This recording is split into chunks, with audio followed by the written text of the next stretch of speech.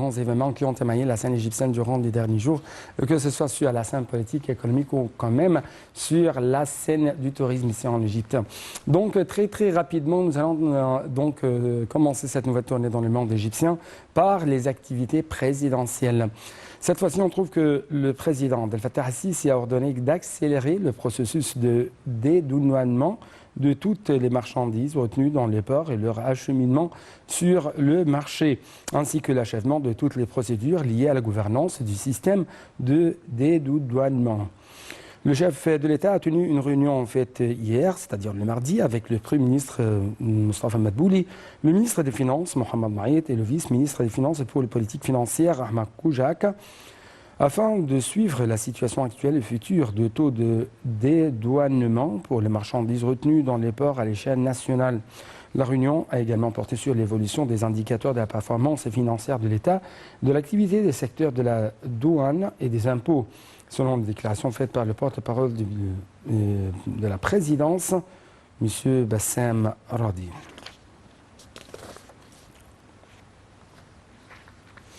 D'autre part, on trouve que le président, M.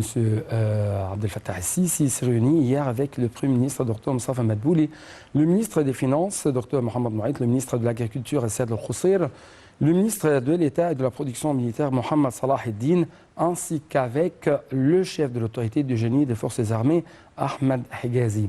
Selon les déclarations faites par le porte-parole de la présidence, M. Bassem Radi, la réunion a porté sur l'examen du plan de développement du zoo de Gizeh. Sarah Al-Maghrabi va vous donner plus d'explications.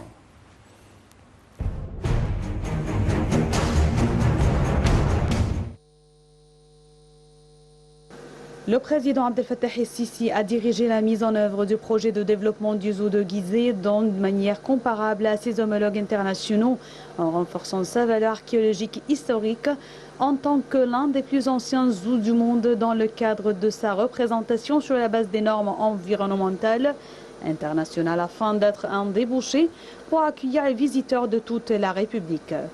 Le porte-parole a ajouté que le président Abdel Fattah al-Sisi a été informé du plan général de développement du zoo, de l'amélioration de son efficacité, de la préservation de ses bâtiments archéologiques historiques et de l'augmentation des espaces verts ainsi que des zones commerciales, outre les conceptions d'espaces de loisirs implantés à l'intérieur du parc.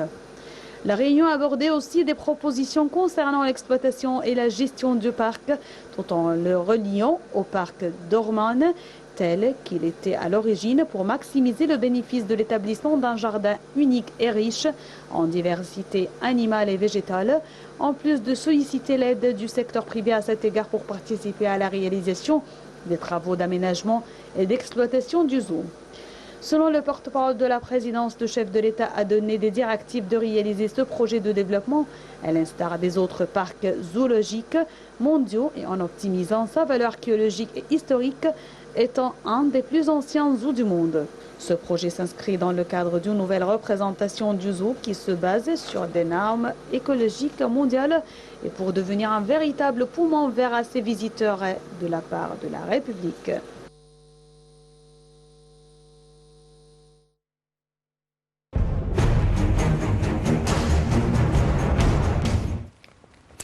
D'autre part, M. le Président Abdel Fattah al-Sisi a ordonné la localisation de l'industrie de la construction de bateaux de pêche modernes, et ce en parallèle avec les efforts visant à développer les lacs naturels au niveau de la République et les initiatives de soutien aux pêcheurs.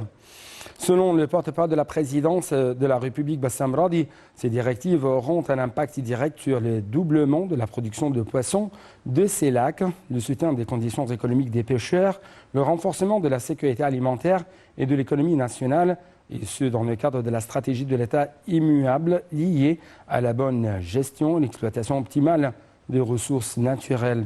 La fabrication des bateaux de pêche doit s'inscrire dans le cadre d'un processus intégré parallèlement aux efforts de l'État pour développer les lacs naturels, soutenir les pêcheurs et accroître la production piscicole. C'est ce qu'a affirmé M. le Président Abdel Fattah al-Sisi.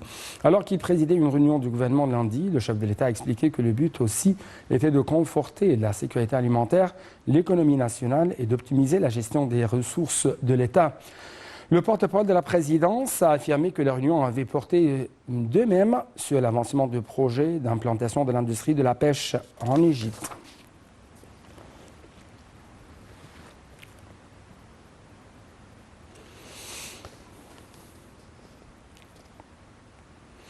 Moderniser l'autorité du canal de Suez. Donc, c'est le grand titre de cette nouvelle, mais les explications. Le président Abdel Fattah al-Sisi s'est réuni en fait avec le Premier ministre Dr Mostafa Madbouli et le président de l'autorité du canal de Suez, le général Oussama Rabia. La réunion a porté sur le suivi des activités de l'autorité du canal de Suez. Le chef de l'État a donné ses directives en vue d'appliquer la stratégie de modernisation du canal de Suez pour consolider sa position en tant que cours de navigation maritime mondiale duquel dépend le commerce mondial. Rabia a passé en revue les indices de mouvement maritime au canal de Suez au cours des 3 dernières années. Il a de même exposé les efforts de l'autorité en vue de moderniser la flotte du canal.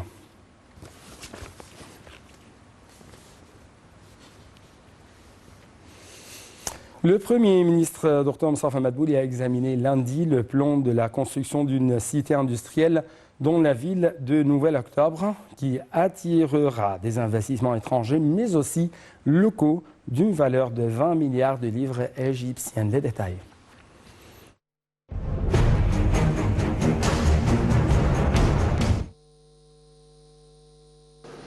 Le Premier ministre Mostafa Madbouli a présidé une réunion en vue d'examiner le plan de construction d'une cité industrielle dans la ville de Nouvel-Octobre en présence du ministre du Logement, des Services publics et des communautés urbaines, Assem El-Ghazar, et du ministre de l'Industrie et du Commerce, Ahmed Samir. Ce projet doit ajouter chaque année environ 5 milliards de livres égyptiennes au produit intérieur brut. C'est ce qu'a déclaré le PDG du groupe Essoudi Electric en exposant ce projet lors de la réunion. Le Premier ministre a affirmé la poursuite d'une coordination efficace concernant les procédures de suivi du dédouanement de divers produits et marchandises dans les ports égyptiens. Ceci est intervenu lors d'une réunion que le chef du gouvernement a présidée pour assurer le suivi des procédures facilitant le dédouanement des marchandises dans les différents ports.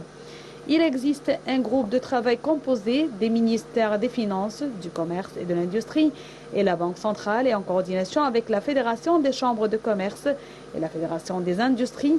Ils tiennent des réunions successives pour assurer le suivi des priorités de dédouanement de divers produits et marchandises. C'est ce qu'a expliqué M. Madbouli.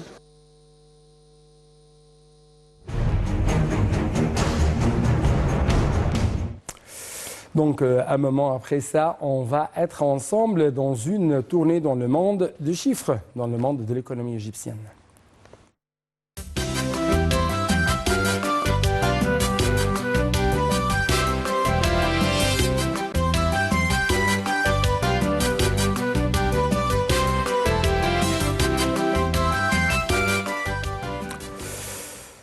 Le prêt du FMI est un indice de la robustesse de l'économie nationale. Donc, c'était l'une des déclarations qui est considérée comme parmi les plus importantes et qui ont été lancées ces derniers jours par des responsables égyptiens.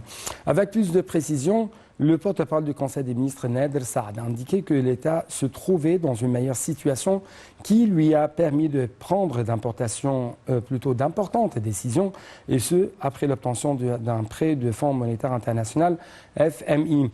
Dans une intervention téléphonique dimanche soir sur l'une des chaînes satellitaires égyptiennes, M. Saad a affirmé le déblocage des marchandises d'une valeur de 5 milliards de dollars durant la période du 1er jusqu'au 23 décembre courant, d'un total estimé à 14 milliards de dollars qui se sont accumulés dans les ports, ajoutant que des marchandises d'une valeur d'environ 9,5 milliards de dollars sont toujours bloquées dans les ports. L'État, a-t-il précisé, a pris de fortes mesures pour fournir les devises étrangères nécessaires pour le déblocage des dites marchandises, notant qu'un calendrier a été mis au point pour la main levée des marchandises restantes dans les ports très prochainement. Le responsable a fait savoir que la prochaine période connaîtra une baisse du taux de change du dollar sur le marché parallèle.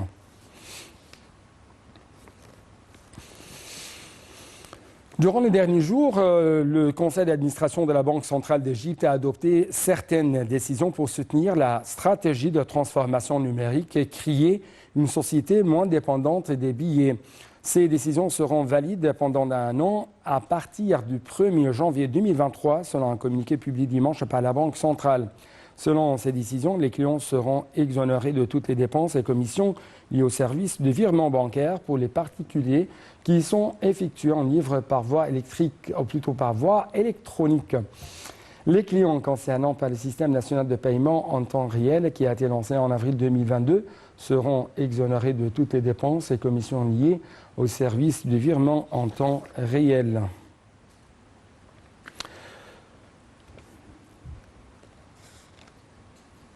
La bourse égyptienne s'était classée au premier rang des meilleures performances annuelles parmi ses analogues arabes en 2022. C'est ce qu'a rapporté l'agence de presse émirati OAM. La bourse d'Abu Dhabi s'est classée deuxième et a réalisé la meilleure performance annuelle au niveau des bourses du Conseil de coopération du Golfe, CCG. Selon OAM, les bourses arabes ont réussi également au cours de l'année écoulée à réaliser une meilleure performance que les marchés mondiaux qui ont connu en 2022 les plus importantes pertes depuis la crise financière mondiale en 2008.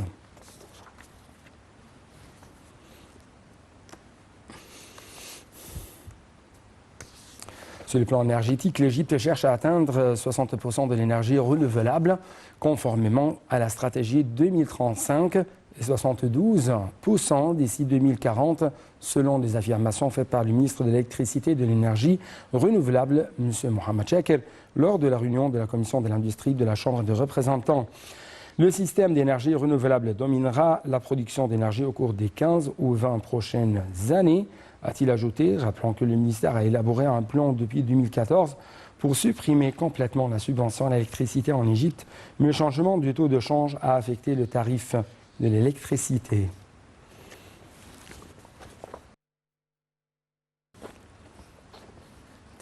Donc, encore une fois, une toute petite pause après ça. On va être ensemble dans une sorte de plongée dans le monde du tourisme ici en Égypte.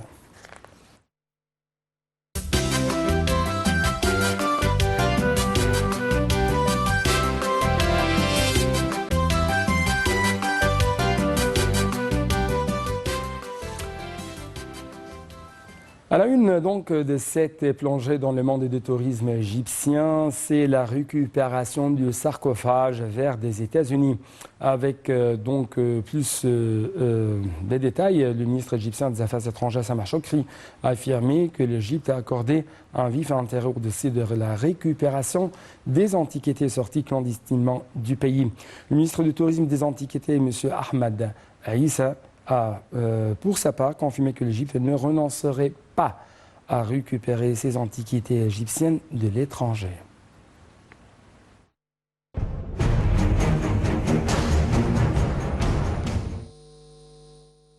S'exprimant à la presse au terme d'une cérémonie tenue à l'occasion de la remise au ministère du Tourisme le sarcophage vert de la part du ministère des Affaires étrangères, le chef de la diplomatie Samar Chokri a affirmé que l'Égypte accordait un vif intérêt au dossier de récupération des antiquités sorties clandestinement du pays. Il a dit que l'Égypte était intéressée de préserver son patrimoine et son histoire et a travaillé avec ses partenaires internationaux pour récupérer les antiquités. Il a affirmé que la récupération du sarcophage vert des États-Unis constituait un maillon dans la chaîne de réussite du ministère des Affaires étrangères pour recouvrer le patrimoine civilisationnel égyptien. Le chef de la diplomatie s'est réjoui de l'accueil par le ministère des Affaires étrangères de cet événement important et historique. Il a affirmé la conjugaison des efforts de l'État égyptien représenté dans le ministère des Affaires étrangères, les deux missions diplomatiques aux États-Unis, le ministère du Tourisme et le bureau du procureur général. Le ministre du Tourisme et des Antiquités, M. Ahmad Aïssa, a pour sa part confirmé que l'Égypte ne renoncera pas à récupérer ces antiquités égyptiennes de l'étranger. Ces déclarations ont été faites lors d'une conférence de presse conjointe avec le ministère des Affaires étrangères et l'ambassade des États-Unis au Caire pour annoncer les détails de la récupération de 17 artefacts. Le ministre a souligné que l'État égyptien travaille pour préserver les antiquités égyptiennes et les récupérer de l'étranger. Il s'agit d'un sarcophage en bois qui mesure 3 mètres de long et recouvre des inscriptions hiéroglyphiques. Son visage est peint en vert et orné de décorations dorées. Le secrétaire général du Conseil suprême des Antiquités, Dr Mustafa Waziri, a déclaré que le sarcophage doit son nom à cause du couleur de son visage et d'assurer que la couleur vert fait référence dans la civilisation égyptienne ancienne aux personnages de l'État.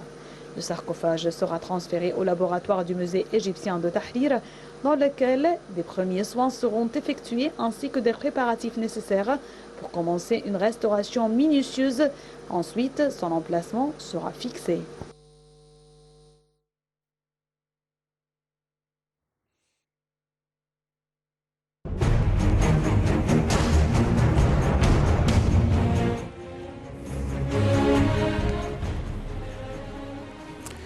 D'autre part, la mission archéologique égyptienne dépendante du Conseil suprême des Antiquités, CSA, opérant sur le chantier du temple Ekounoum à Esna, dans le gouvernorat de Luxor, a révélé les restes d'un compartiment datant de l'époque ptolémaïque, une salle de bain datant de l'époque romaine et un certain nombre d'artefacts de diverses époques. Le secrétaire général du CSA, Dr Mustafa Waziri, a expliqué que les travaux de fouilles avaient été effectués dans la zone derrière le temple où la mission a trouvé les restes d'un compartiment en grès, en plus des restes d'un autre bâtiment en briques rouges de forme circulaire. La mission a également trouvé les restes d'un troisième bâtiment en briques crues, renfermant des restes d'éléments architecturaux comme des petites colonnes formant une entrée. Cette trouvaille comprend une collection de poteries incomplète, des parties de grenades en main en poterie, une collection de pipes avec de différentes formes et tailles.